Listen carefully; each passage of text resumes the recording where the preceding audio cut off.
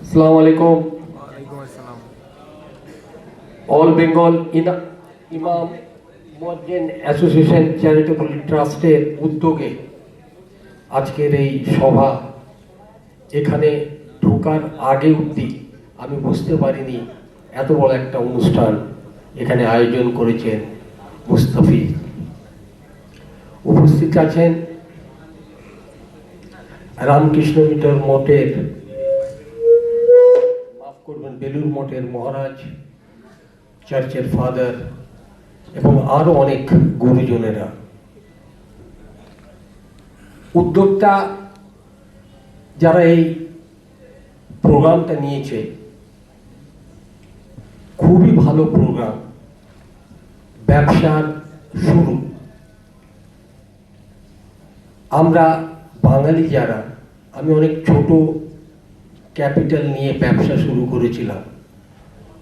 মায়ের কাছ থেকে টাকা পেয়ে ৫,০০০ টাকা নিয়ে ব্যবসা শুরু করেছিলাম। যদি না টাকা পেতাম তাহলে ব্যবসা শুরু করতে পারতাম না।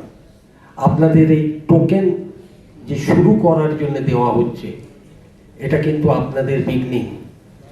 যদি ঠিক করে করেন, ধর্মের সাথে সাথে আজকের দিনে প্রতিষ্ঠিত হতে গেলে ব্যবসা আপনাকে করতে হবে বা আপনাদের করতে হবে।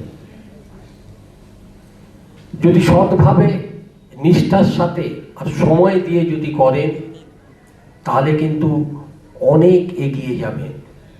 পারিপার্শ্বিক পরিস্থিতি যেখানে ব্যবসা করছেন, যে আইটেমগুলো দেওয়া হচ্ছে, তার বাইরে আর কোন কোন জিনিস রাখলে আপনার ব্যবসা ভালো হবে, এটা আপনাকে নিজেদের বুঝতে হবে। তাহলে কিন্তু আপনি খুব তাড়াতাড়ি এগিয়ে যেতে পারবেন।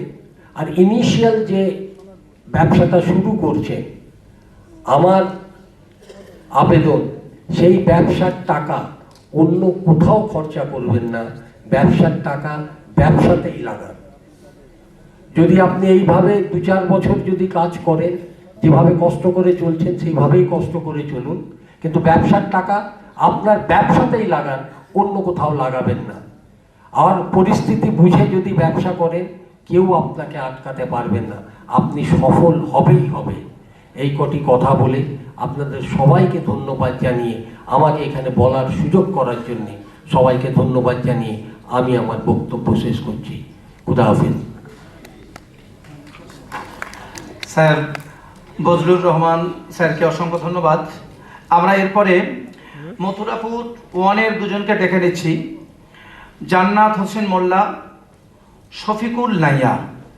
ভাই, আপনারা দুজন স্টেজে আসুন প্লিজ। আপনারা দুজনে স্টেজে আসুন ব্যবসায়িক আর্থিক সহায়তা নেওয়ার জন্য।